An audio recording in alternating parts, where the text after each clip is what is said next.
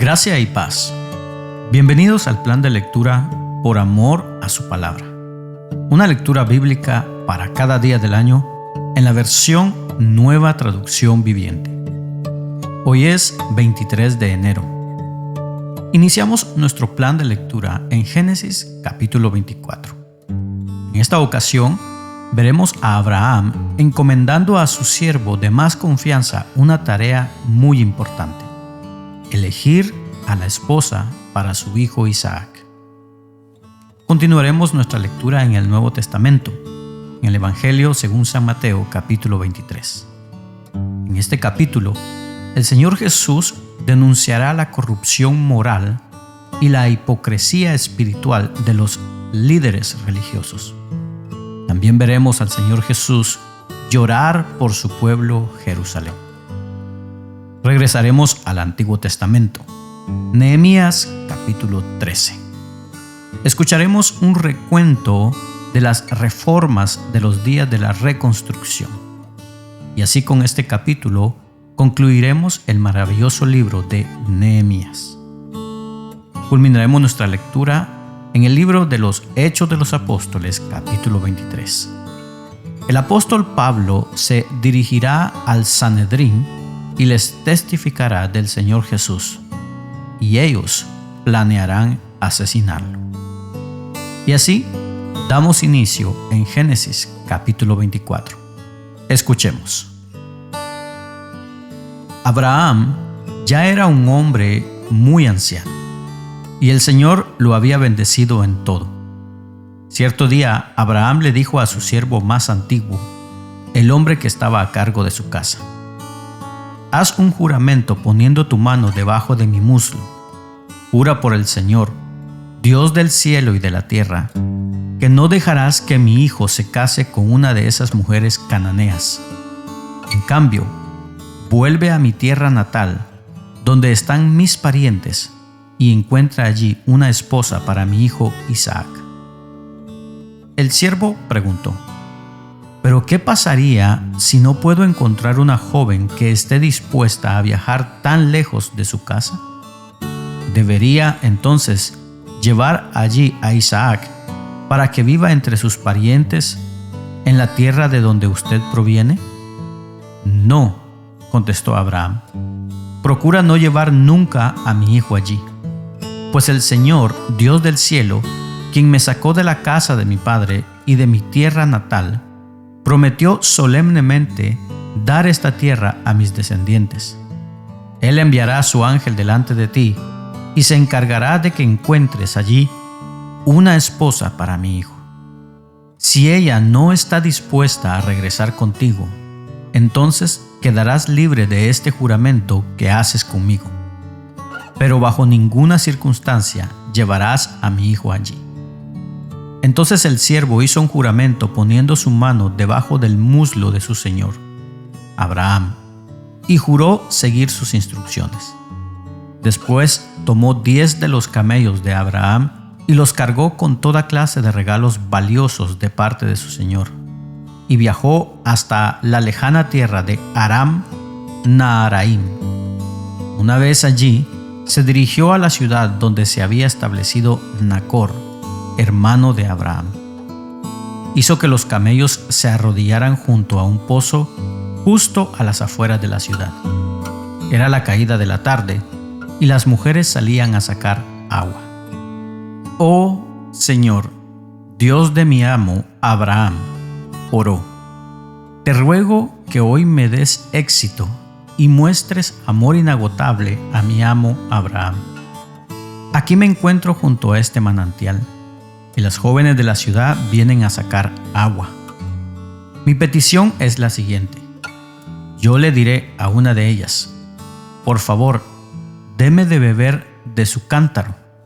Si ella dice: sí, beba usted, y también daré de beber a sus camellos, que sea ella la que has elegido como esposa para Isaac. De esa forma sabré que has mostrado amor inagotable a mi amo.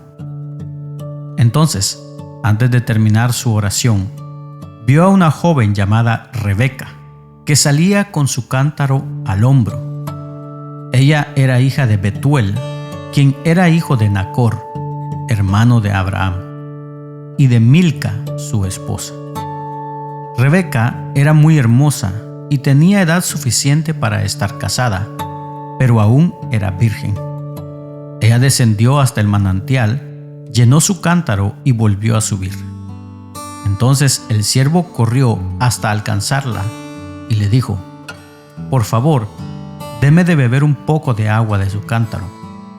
«Sí, mi señor, beba», respondió ella. Enseguida bajó su cántaro del hombro y le dio a beber. Después de darle de beber, dijo: «También sacaré agua para sus camellos y les daré de beber hasta que se sacien». Así que, de inmediato, vació su cántaro en el bebedero y volvió corriendo al pozo a sacar agua para todos los camellos. El siervo la observaba en silencio mientras se preguntaba si el Señor le había dado éxito en la misión. Cuando los camellos terminaron de beber, sacó un anillo de oro para la nariz de la muchacha y 2 pulseras grandes de oro para sus muñecas. «¿De quién es hija usted?», le preguntó. «Y dígame, por favor, ¿tendría su padre algún lugar para hospedarnos esta noche?». «Soy hija de Betuel», contestó ella, «y mis abuelos son Nacor y Milca». «Sí, tenemos más que suficiente paja y alimento para los camellos, y también tenemos lugar para huéspedes». El hombre se inclinó hasta el suelo y adoró al Señor. «Alabado sea el Señor, Dios de mi amo Abraham», dijo. «El Señor ha mostrado amor inagotable y fidelidad a mi amo, porque me ha guiado directamente a los parientes de mi Señor». La joven corrió a su casa para contarle a su familia todo lo que le había ocurrido. Rebeca tenía un hermano llamado Labán, el cual salió corriendo al manantial para encontrarse con el hombre. Había visto el anillo en la nariz de su hermana y las pulseras en sus muñecas, y había oído a Rebeca contar lo que el hombre le había dicho. Así que corrió hasta llegar al manantial, donde el hombre aún estaba parado al lado de sus camellos. Entonces Labán le dijo: «Ven y quédate con nosotros, hombre bendecido por el Señor. ¿Por qué estás aquí fuera de la ciudad, cuando yo tengo un cuarto preparado para ti y un lugar para los camellos?». Entonces el hombre fue con Labán a su casa, y Labán descargó los camellos, y para que se tendieran les proveyó paja, los alimentó y también trajo agua para que el hombre y los camellos se lavaran los pies. Luego sirvieron la comida, pero el siervo de Abraham dijo: «No quiero comer hasta que les haya dicho la razón por la que vine». «Muy bien», respondió Labán, «dinos». «Yo soy siervo de Abraham», explicó, «y el Señor ha bendecido mucho a mi amo, y él se ha enriquecido. El Señor le ha dado rebaños de ovejas y cabras, manadas de ganado, una fortuna en plata y en oro, y muchos siervos y siervas, camellos y burros. Cuando Sara, la esposa de mi amo, era ya muy anciana, le dio un hijo a mi amo, y mi amo le ha dado a él todo lo que posee.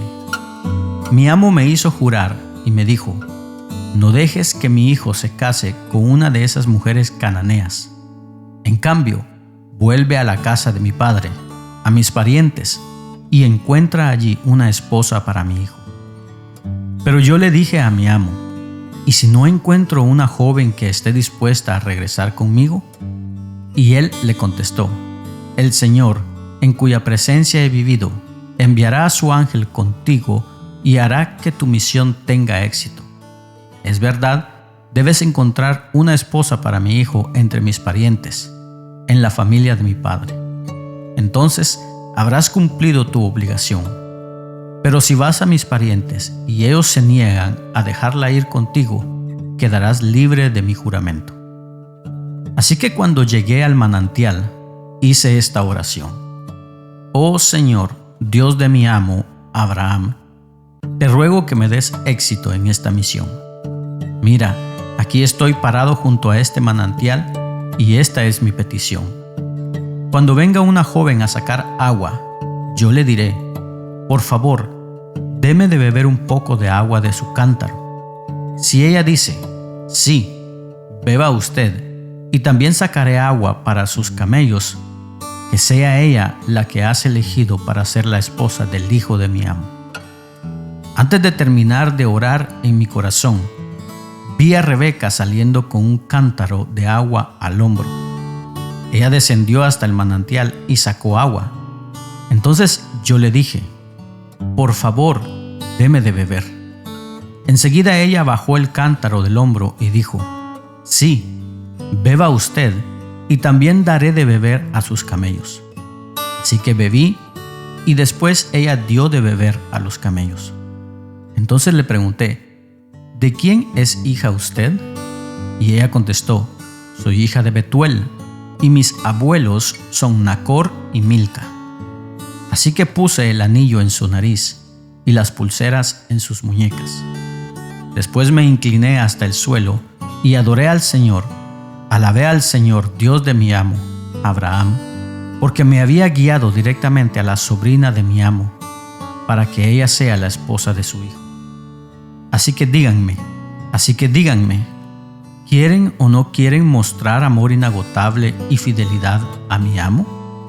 Por favor, respóndanme sí o no, y de esa manera sabré qué hacer después. Entonces Betuel y Labán respondieron, es evidente que el Señor te trajo hasta aquí, así que no hay nada que podamos decir. Aquí está Rebeca, tómala y vete. Efectivamente, que ella sea la esposa del hijo de tu amo, tal como el Señor lo ha dispuesto. Cuando el siervo de Abraham oyó la respuesta, se postró hasta el suelo y adoró al Señor. Después sacó joyas de plata y de oro y vestidos y se los dio a Rebeca. También entregó valiosos regalos a su hermano y a su madre. Luego comieron, y el siervo y los hombres que lo acompañaban pasaron allí la noche. Pero temprano a la mañana siguiente, el siervo de Abraham dijo, envíenme de regreso a mi amo. Queremos que Rebeca se quede con nosotros al menos 10 días, dijeron su padre y su hermano, y luego podrá irse. Pero él dijo, no me retrasen. El Señor hizo que mi misión tuviera éxito. Ahora envíenme para que pueda regresar a la casa de mi amo.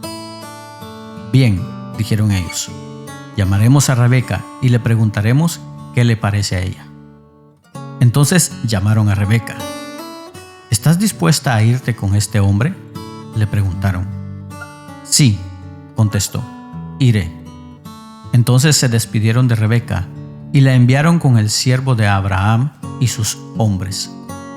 La mujer que había sido niñera de Rebeca la acompañó. Cuando Rebeca partía, le dieron la siguiente bendición: hermana nuestra, que llegues a ser la madre de muchos millones, que tus descendientes sean fuertes y conquisten las ciudades de tus enemigos. Después Rebeca y sus siervas montaron en los camellos y siguieron al hombre. Así que el siervo de Abraham se llevó a Rebeca y emprendió el viaje. Mientras tanto, Isaac, que vivía en el Negev, había regresado de Beer Lahai-Roa. Una tarde, mientras caminaba por los campos y meditaba, levantó la vista y vio que se acercaban los camellos. Cuando Rebeca levantó la vista y vio a Isaac, se bajó enseguida del camello. ¿Quién es ese hombre que viene a nuestro encuentro caminando por los campos?, preguntó al siervo. Y él contestó: es mi amo. Entonces Rebeca se cubrió el rostro con el velo, y el siervo le contó a Isaac todo lo que había hecho. Luego Isaac la llevó a la carpa de Sara, su madre, y Rebeca fue su esposa. Él la amó profundamente, y ella fue para él un consuelo especial después de la muerte de su madre. Continuamos nuestra lectura en el Evangelio según San Mateo, capítulo 23. Y escuchemos al Señor Jesús denunciar la corrupción moral y la hipocresía de los líderes religiosos. Entonces Jesús les dijo a las multitudes y a sus discípulos: los maestros de la ley religiosa y los fariseos son los intérpretes oficiales de la ley de Moisés. Por lo tanto, practiquen y obedezcan todo lo que les digan, pero no sigan su ejemplo, pues ellos no hacen lo que enseñan. Aplastan a la gente bajo el peso de exigencias religiosas insoportables y jamás mueven un dedo para aligerar la carga. Todo lo que hacen es para aparentar. En los brazos se ponen anchas cargas de oración con versículos de la Escritura y usan túnicas con borlas muy largas. Y les encanta sentarse a la mesa principal en los banquetes y ocupar los asientos de honor en las sinagogas. Les encanta recibir saludos respetuosos cuando caminan por las plazas y que los llamen rabí. Pero ustedes no permitan que nadie los llame rabí, porque tienen un solo maestro y todos ustedes son hermanos por igual. Además, aquí en la tierra no se dirigirán a nadie llamándolo Padre, porque solo Dios, que está en el cielo, es su Padre. Y no permita que nadie los llame Maestro, porque ustedes tienen un solo Maestro, el Mesías. El más importante entre ustedes debe ser el sirviente de los demás, pero aquellos que se exaltan a sí mismos serán humillados, y los que se humillan a sí mismos serán exaltados. ¿Qué aflicción les espera, maestros de la ley religiosa y fariseos? Hipócritas, pues le cierran la puerta del reino del cielo en la cara a la gente. Ustedes no entran ni tampoco dejan que los demás entren. ¿Qué aflicción les espera, maestros de la ley religiosa y fariseos? Hipócritas, pues cruzan tierra y mar para ganar un solo seguidor, y luego lo convierten en un hijo del infierno 2 veces peor que ustedes mismos. Guías ciegos, ¿qué aflicción les espera?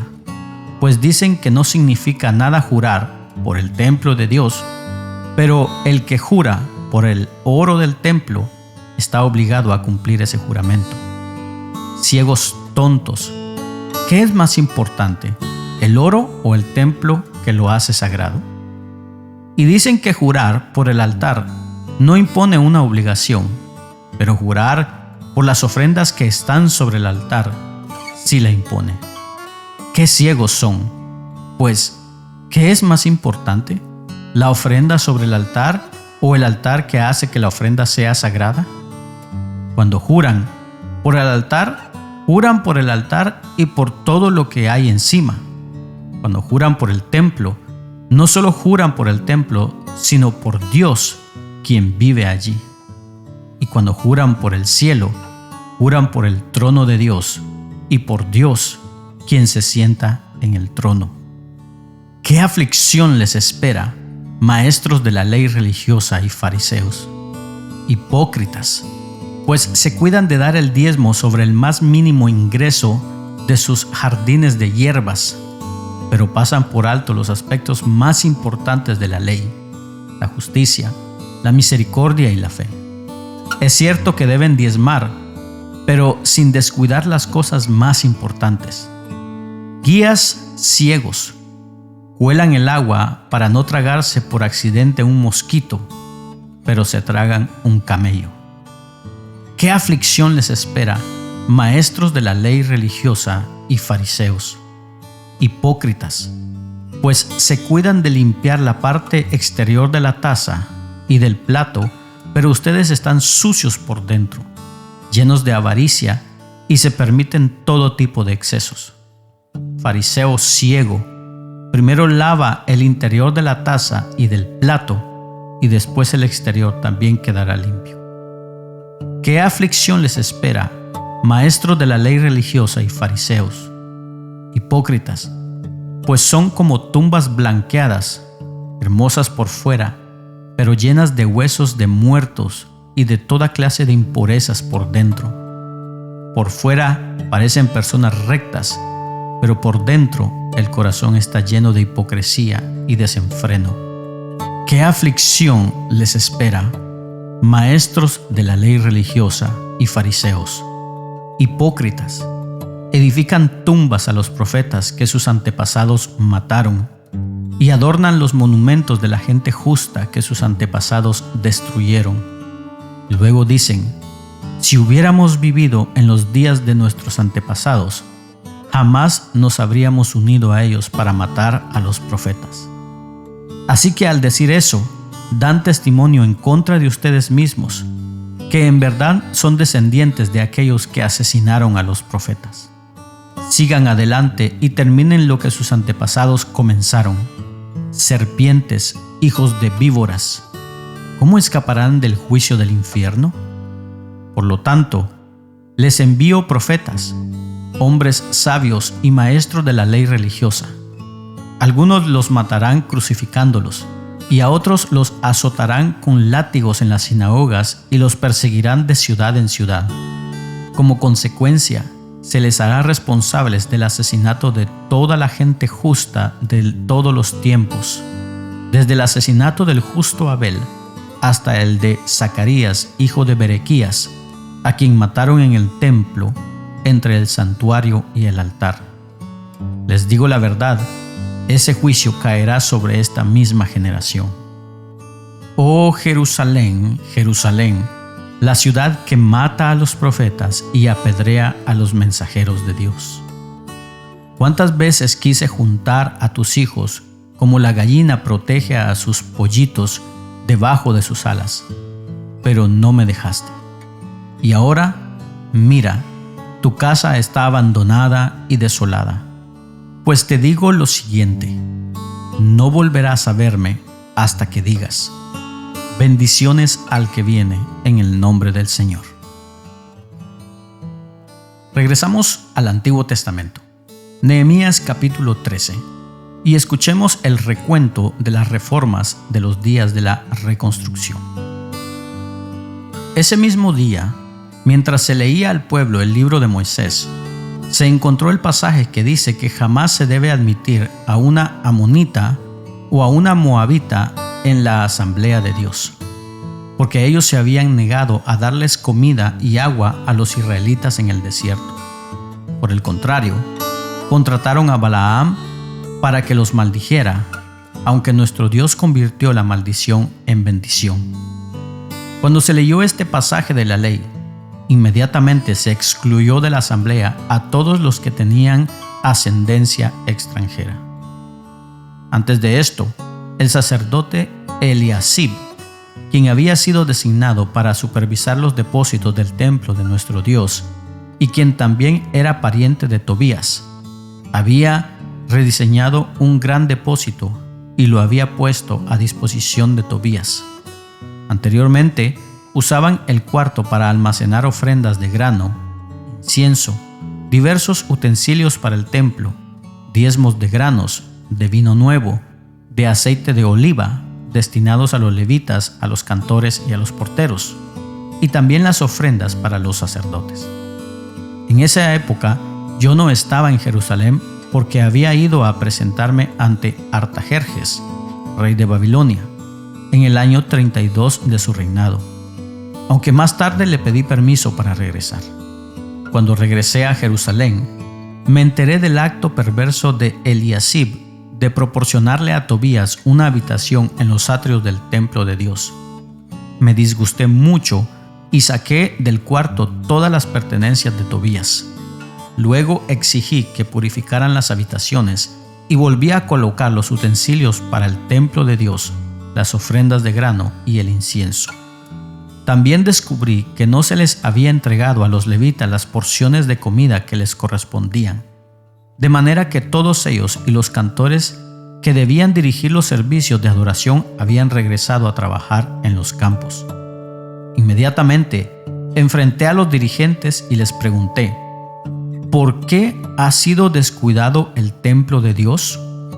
Luego pedí a todos los levitas que regresaran y los reintegré para que cumplieran con sus obligaciones. Entonces, una vez más, todo el pueblo de Judá comenzó a llevar sus diezmos de grano, de vino nuevo y de aceite de oliva a los depósitos del templo. Como supervisores de los depósitos asigné al sacerdote Selemías, al escriba Sadoc y a Pedaías, uno de los levitas. Como ayudante de ellos nombré a Anán, hijo de Zacur y nieto de Matanías. Estos hombres gozaban de una excelente reputación y su tarea consistía en hacer distribuciones equitativas a sus compañeros levitas. Recuerda esta buena obra, oh Dios mío, y no olvides todo lo que fielmente he hecho por el templo de mi Dios y sus servicios. En esos días vi a unos hombres de Judá pisando en sus lagares en el día de descanso. Además, recogían granos y los cargaban sobre burros, y traían su vino, sus uvas, sus higos y toda clase de productos a Jerusalén para venderlos en el día de descanso. Así que los reprendí por vender sus productos en ese día. Algunos hombres de Tiro que vivían en Jerusalén traían pescado y toda clase de mercancía. La vendían al pueblo de Judá el día de descanso, y nada menos que en Jerusalén. De modo que confronté a los nobles de Judá. ¿Por qué profanan el día de descanso de este modo tan perverso?, les pregunté. ¿Acaso no fueron cosas como estas las que hicieron sus antepasados y provocaron que nuestro Dios hiciera caer sobre nosotros y nuestra ciudad toda esta desgracia? Ahora ustedes provocan aún más enojo contra Israel al permitir que el día de descanso sea profanado de esta manera. Entonces ordené que todos los viernes se cerraran las puertas de Jerusalén al caer la noche, y que no se abrieran hasta que terminara el día de descanso. Envié a algunos de mis propios sirvientes a vigilar las puertas para que no pudiera entrar ninguna mercadería en los días de descanso. Los mercaderes y los comerciantes de diversos productos acamparon fuera de Jerusalén 1 o 2 veces. Pero yo les hablé duramente diciendo: ¿qué pretenden acampando aquí afuera alrededor de la muralla? Si lo hacen otra vez, los arrestaré. Esa fue la última vez que aparecieron en el día de descanso. Luego ordené a los levitas que se purificaran y vigilaran las puertas para preservar la santidad del día de descanso.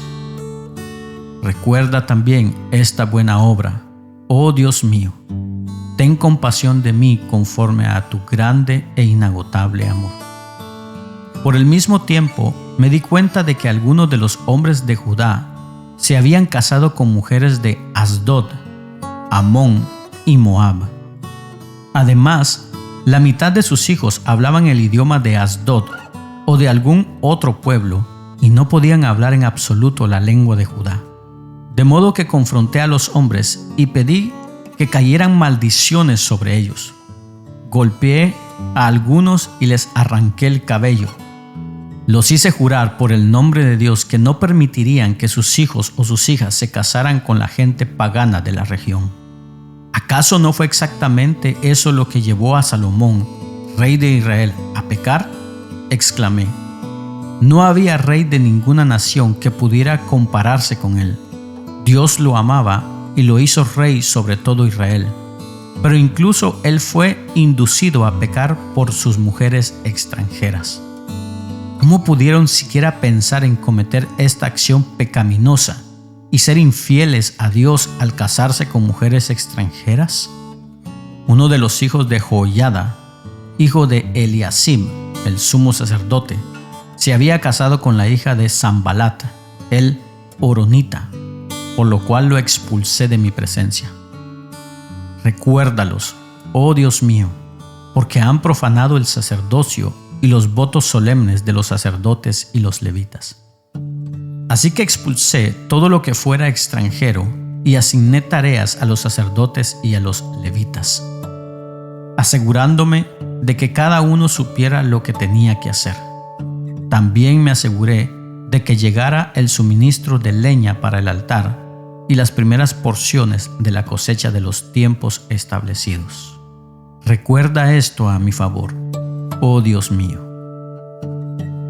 Y de esta manera concluimos el maravilloso libro de Nehemías. Culminamos nuestra lectura el día de hoy en el libro de Hechos de los Apóstoles, capítulo 23. Y escuchemos al apóstol Pablo dirigirse al Sanedrín y testificar acerca del Señor Jesús. Mirando fijamente al Concilio Supremo, Pablo comenzó: Hermanos, siempre he vivido ante Dios con la conciencia limpia. Al instante, Ananías, el sumo sacerdote, ordenó a los que estaban cerca de Pablo que lo golpearan en la boca.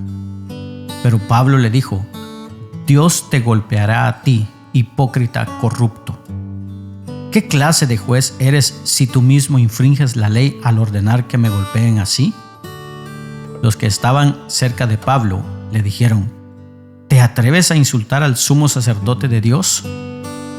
Lo siento, hermanos, no me había dado cuenta de que él es el sumo sacerdote, contestó Pablo, porque las Escrituras dicen: no hables mal de ninguno de tus gobernantes. Pablo se dio cuenta de que algunos miembros del concilio eran saduceos y que otros eran fariseos. Por lo tanto, gritó: Hermanos, yo soy fariseo, al igual que mis antepasados, y estoy en juicio porque mi esperanza está en la resurrección de los muertos. Esto dividió al concilio, puso a los fariseos contra los saduceos, porque los saduceos dicen que no hay resurrección, ni ángeles, ni espíritus, pero los fariseos sí creen en todo esto. Así que hubo un gran alboroto. Algunos de los maestros de la ley religiosa, que eran fariseos, se levantaron de un salto y comenzaron a discutir enérgicamente. Nosotros no encontramos nada malo en él, gritaban. Tal vez algún espíritu o ángel le habló. Como el conflicto se tornó más violento, el comandante tenía temor de que descuartizaran a Pablo, de modo que les ordenó a sus soldados que fueran a rescatarlo por la fuerza y lo regresaran a la fortaleza. Esa noche el Señor se le apareció a Pablo y le dijo: Ten ánimo, Pablo. Así como has sido mi testigo aquí en Jerusalén, también debes predicar la buena noticia en Roma. A la mañana siguiente, un grupo de judíos se reunió y se comprometió mediante un juramento a no comer ni beber hasta matar a Pablo. Eran más de 40 los cómplices en la conspiración. Fueron a los sacerdotes principales y a los ancianos y les dijeron: Nos hemos comprometido mediante un juramento a no comer nada hasta que hayamos matado a Pablo. Así que ustedes y el Concilio Supremo deberían pedirle al comandante que lleve otra vez a Pablo ante el concilio. Aparenten que quieren examinar su caso más a fondo. Nosotros lo mataremos en el camino. Pero el sobrino de Pablo, el hijo de su hermana, se enteró del plan y fue a la fortaleza y se lo contó a Pablo. Pablo mandó llamar a uno de los oficiales romanos y le dijo: Lleva a este joven al comandante. Tiene algo importante que decirle. Entonces el oficial lo hizo y explicó: El prisionero Pablo me llamó y me pidió que le trajera a este joven porque tiene algo que decirle. El comandante lo tomó de la mano, lo llevó a un lado y le preguntó: ¿Qué es lo que quieres decirme? Y el sobrino de Pablo le dijo: Unos judíos van a pedirle que usted lleve mañana a Pablo ante el Concilio Supremo, fingiendo que quieren obtener más información. Pero no lo haga. Hay más de 40 hombres escondidos por todo el camino, listos para tenderle una emboscada. Ellos han jurado no comer ni beber nada hasta que lo hayan matado. Ya están listos, solo esperan su consentimiento. Que nadie sepa que me has contado esto, le advirtió el comandante al joven. Entonces el comandante llamó a 2 de sus oficiales y les dio la siguiente orden: Preparen a 200 soldados para que vayan a Cesarea esta noche a las 9. Lleven también 200 lanceros y 70 hombres a caballo. Denle caballos a Pablo para el viaje y llévenlo a salvo al gobernador Félix. Después escribió la siguiente carta al gobernador: de Claudio Lisias, a su excelencia, el gobernador Félix. Saludos. Unos judíos detuvieron a este hombre y estaban a punto de matarlo cuando llegué con mis tropas. Luego me enteré de que él era ciudadano romano. Entonces lo trasladé a un lugar seguro. Después lo llevé al Concilio Supremo Judío para tratar de averiguar la razón de las acusaciones en su contra. Pronto descubrí que el cargo tenía que ver con su ley religiosa. Nada que merezca prisión o muerte en absoluto. Pero cuando se me informó de un complot para matarlo, se lo envié a usted de inmediato. Les he dicho a sus acusadores que presenten los cargos ante usted. Así que, esa noche, tal como se les había ordenado, los soldados llevaron a Pablo tan lejos como Antípatris. A la mañana siguiente, ellos regresaron a la fortaleza mientras que las tropas a caballo trasladaron a Pablo hasta Cesarea. Cuando llegaron a Cesarea, lo presentaron ante el gobernador Félix y le entregaron la carta. El gobernador la leyó y después le preguntó a Pablo de qué provincia era. De Cilicia, contestó Pablo. Yo mismo oiré tu caso cuando lleguen los que te acusan, le dijo el gobernador. Luego el gobernador ordenó que lo pusieran en la prisión del cuartel general de Herodes. De esta manera concluye la lectura del día de hoy. Rogamos a Dios que sea de bendición a tu vida. Puedes compartirlo con tus amigos y familiares. No te pierdas el día de mañana este plan de lectura por amor a su palabra. Síguenos en nuestras redes sociales. Tengas un bendecido día. Y recordamos las palabras de Jesús: yo soy el camino, la verdad y la vida. Por lo tanto, no hay camino, no hay verdad y no hay vida sino en Jesús.